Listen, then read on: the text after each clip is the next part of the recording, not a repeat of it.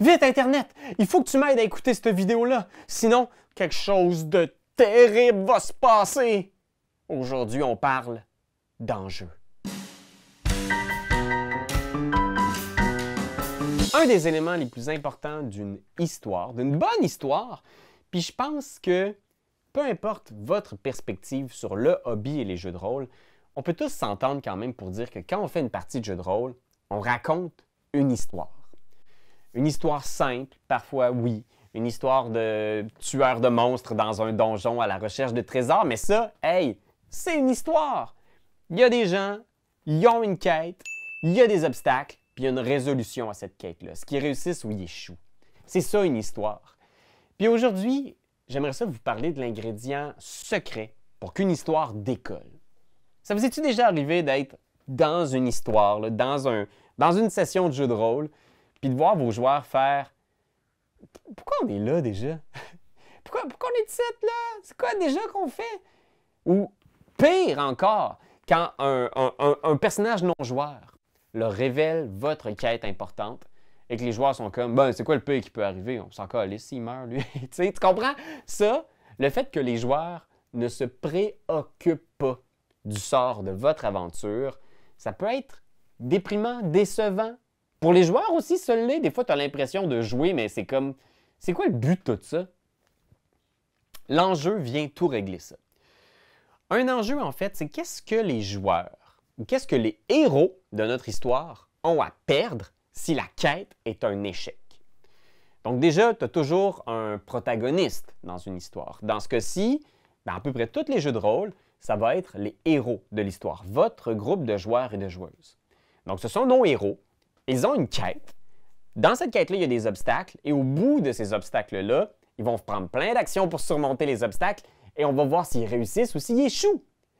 L'enjeu, c'est de savoir qu'est-ce qu'ils ont à perdre, justement. Tu sais, je vais vous faire un exemple très simple d'histoire. Un matin, je me suis levé, j'avais plus de lait. Fait que là, ma quête, c'était d'aller à l'épicerie acheter du lait. Puis en chemin, il y a eu toutes sortes d'obstacles. Il y a une auto qui a failli me rentrer dedans. J'avais pas mon portefeuille, etc. On s'entend que cette histoire-là, toute la formule de l'histoire fonctionne, mais c'est quoi les enjeux? Si j'arrive pas à aller à l'épicerie, au final, j'aurai pas de lait. On s'entorche un peu. Tu comprends? Le but ici, c'est de trouver le bon dosage pour que l'enjeu, ce que vos personnages ont à perdre, ben, il soit assez important pour que ça les engage à vouloir faire la quête. C'est pour ça que je pense que même si on prend mon histoire que je viens de raconter puis qu'on la transpose dans un monde fantastique, on réalise qu'il y a beaucoup de quêtes que c'est ça. Tu sais, il y a un mage qui n'a pas d'ingrédient magique, qui demande au groupe d'aller chercher un ingrédient magique, mais là, il y a plein d'obstacles. Ils n'ont pas leur portefeuille, il y a un dragon qui passe proche des renversés, mais au final, qui trouve le mégaphone magique, l'ingrédient, le bâton, whatever ce que tu as créé qu'il faut qu'ils trouvent. C'est un peu plate s'il n'y a pas un enjeu. Comment créer un bon enjeu pour que tes joueurs soient vraiment impliqués dans la quête, qu'ils veulent vraiment l'accomplir, cette quête-là? J'ai quelques trucs pour toi aujourd'hui, puis je pense que c'est pas une formule parfaite, mais c'est important de se poser la question quand tu écris ton scénario. Puis si tu vois que ça ne marche pas, si tu entends ça à la table, quelqu'un qui fait « Pourquoi on est ici déjà? » C'est important de remettre en question c'est quoi ton enjeu, de le trouver, puis de le communiquer aux joueurs, de leur rappeler qu'est-ce qu'ils ont à perdre s'ils échouent la quête. Un bon enjeu va avoir un lien direct avec les personnages. Fait que l'idéal, c'est que ça les implique personnellement, directement.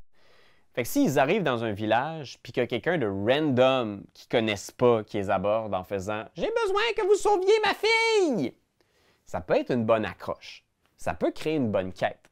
Mais ils ne sont pas impliqués directement. Ils ne connaissent pas le village. Ils ne connaissent pas le PNJ random qui vient d'arriver, puis ils ne connaissent pas la fille. Fait que tu as besoin d'un peu tout régler ces problèmes-là d'abord. Il faut qu'ils découvrent le village. Il faut qu'ils s'attachent aux affaires. Il faut qu'ils connaissent les personnages. Fait qu'il faut que tu les présentes dans une situation où ils peuvent apprendre à découvrir qui ils sont. Parce que tu ne peux pas être touché par l'histoire de quelqu'un que tu ne connais pas. C'est pour ça que c'est dur des fois d'écouter les nouvelles puis de réaliser que tu deviens un peu insensible, mais c'est parce qu'on te raconte l'histoire de plein de monde que tu connais pas nécessairement, puis là, on a besoin d'humaniser ces histoires-là pour qu'on soit touché. Fait qu'il faut que tu fasses ça avec tes joueurs. Il faut que tu les mettes en contact avec tes personnages non-joueurs. Il faut qu'ils soient humanisés. Puis pour ça, il faut qu'ils interagissent. L'autre bonne affaire que tu peux faire aussi, c'est de laisser naturellement émerger, de par les actions des joueurs, qu'est-ce qui les intéresse dans le monde. Fait que si un personnage de ton groupe, tu as déjà communiqué que son personnage il a un passé où il a été opprimé par des maîtres sévères qu'il n'aimait pas. Fait que tu sais déjà, il t'a communiqué qu'il avait le goût d'explorer ces thématiques-là. Après ça, peut-être que lui-même, il est arrivé dans un village puis il est comme hey, lui, je l'aime pas, là, je l'aime tellement pas, ce gars-là. Je vois qu'il exploite les paysans du village. Puis ce jeune-là, il me fait tellement penser à moi quand j'étais plus jeune. Fait que tu sais, c'est d'être à l'écoute de ça. Puis peut-être que ta quête n'est pas encore complètement écrite, mais quand un joueur communique ou qui fait quelque chose qui te laisse croire qu'il est attaché à un personnage ou quelque chose dans ton univers, modifie ta quête pour intégrer ce qui a émergé spontanément du jeu.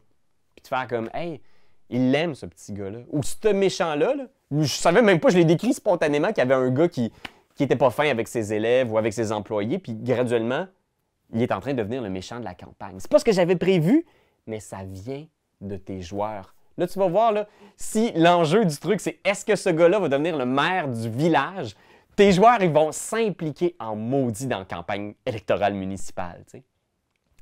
L'autre chose aussi que tu peux faire pour trouver un bon enjeu, c'est de faire résonner les thèmes de ta campagne. Fait que si tu as parlé que tu voulais faire une campagne justement avec les joueurs, peut-être que les autres étaient très motivés de faire une campagne de révolutionnaire. Donc, ils voulaient renverser l'ordre établi. Ou peut-être qu'ils t'ont dit, hey, nous autres, on veut faire une campagne High Magic, puis on aimerait ça devenir des grands héros mythiques, trouver des objets épiques. Bien, trouve des enjeux qui résonnent avec ces thèmes-là. Trouve des objets mythiques sur leur chemin. Si c'est vraiment ça qu'ils ont communiqué, qu'ils voulaient trouver. S'ils veulent jouer les révolutionnaires, laisse-les la chance que le destin du monde libre soit entre leurs mains. Si tu fais résonner les thèmes de ta campagne dans tes enjeux, c'est sûr que ça va motiver plus tes joueurs à aller dedans. Ils vont avoir l'impression qu'ils sont sur la quête principale, puis pas sur une petite side quest qui a plus ou moins d'importance sur la vie et le destin de leur personnage. Le dernier conseil que j'ai à te donner aussi, c'est de garder ça à une échelle humaine, à une échelle qu'on peut nommer avec un nom de personnage. Parce que si ce qui est en jeu, c'est le monde! Si vous échouez cette mission, le monde sera détruit. Bien, comme je disais un peu tout à l'heure, c'est un peu trop vaste pour nos petites intelligences humaines. On a vraiment besoin d'humaniser ça. Donc, plutôt que de faire « si vous échouez cette quête, le monde va exploser », je veux dire, oui, c'est un gros enjeu, mais c'est comme trop gros pour qu'on s'y attache vraiment. On est comme « ah, OK, I guess que c'est une grosse responsabilité ». Mais si tu fais « si vous échouez cette mission-là spécifiquement », le royaume peut être détruit, puis spécifiquement le roi dont vous êtes full attaché parce que vous l'avez connu, vous l'avez aidé à retrouver son royaume, à revenir d'exil, bien lui, personnellement, va être exécuté. Bien là, soudainement, vous venez d'humaniser, vous avez donné un nom au problème, puis les joueurs vont se sentir un petit peu plus concernés directement.